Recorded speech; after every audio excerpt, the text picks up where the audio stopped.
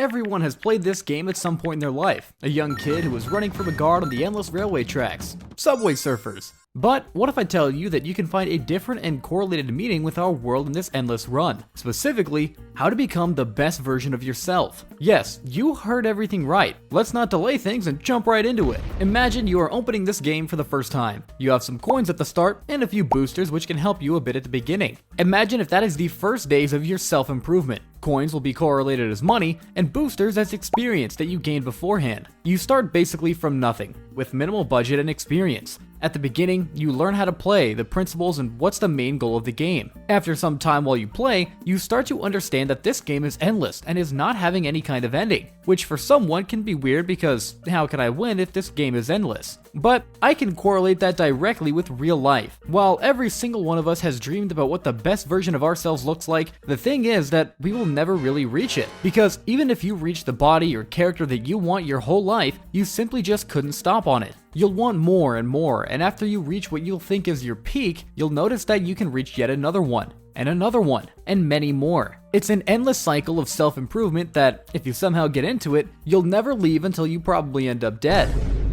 After you realize that the game doesn't have an ending, you understand that the main focus of the game is the score. The score is calculated based on how long you can run. Let's link it to the experience in your life. The longer you run, the higher score you gain. And on the other hand, the more you learn, the more experience and knowledge you earn. In this game, the score is directly connected with a multiplier. You start out with a basic multiplier of 2, and if you want to improve your multiplier, you need to complete missions to increase each multiplier. If you want to grow as a person, you need to understand that you cannot become who you want to be in your whole life if you just work 1 week or 1 month. We all have this feeling every year of how dumb we were a year ago, and that's normal. It's hard to notice your progress day by day, but if you take a look at how the past year went, you will be surprised at how much you've achieved and how much you've progressed. Self-improvement is a long game in which if you want to grow your experience, you need to achieve something. It could be a new book, a new personal best in the gym, or new connections with people whom you want to connect with. It doesn't matter what you choose. What's most important is not to wait on the couch and hope for some chance that God will suddenly listen and give to you. Even though sometimes missions in the game may seem similar, most of the time they are different. This means that you don't need to try to beat your bench press record every week. Instead, it means that you need to strive to reach achievements in various areas, especially where you're not comfortable. I'm not saying to take cold showers every day or jump with a parachute if you have a fear of heights. I'm saying, for example, don't be scared to go talk to someone you want to talk to. Don't fear negative responses or what someone might think about you. Just try it. And if you don't find any sense in what you tried, just move on and try something different. I hope you understand my point here. Let's come back to the game. During your run, you encounter obstacles. Obstacles make your path harder, but at the same time more interesting. Would this game really be that interesting if there were no obstacles? Of course not. The same goes for real life. What's the point of your achievements and goals if you can reach them without even trying? Exactly. By playing more and more in this game, you'll notice that you don't even notice some of the obstacles. You'll begin performing some actions automatically, exactly the same in real life. Just think about how many issues and problems have happened in your life before and how you managed to deal with them all. You need to understand that every problem has a solution, and you don't need to try to escape from all your problems. You need to go directly towards them and try to find a solution on how to deal with them. Problems have a cumulative effect, and it's better to deal with them at the moment they appear before it's too late.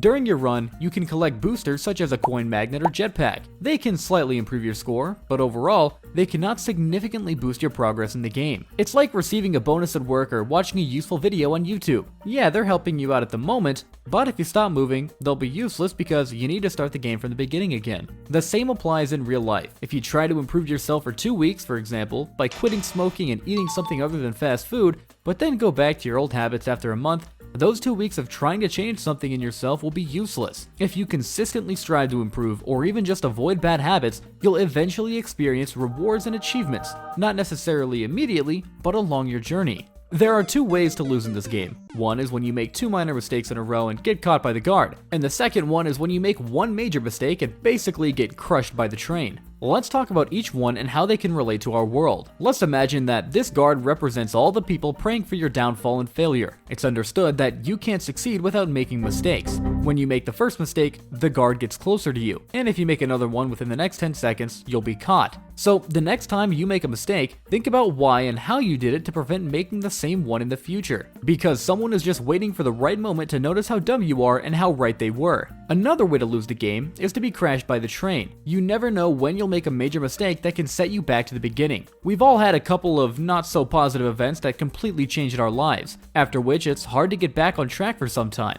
It's always hard to start everything from scratch, but now you have experience to prevent your old mistakes, which will help you reach your new records and achievements. While you're running, next to your score, you usually see your friends' records in this game. I don't have any because I don't have friends.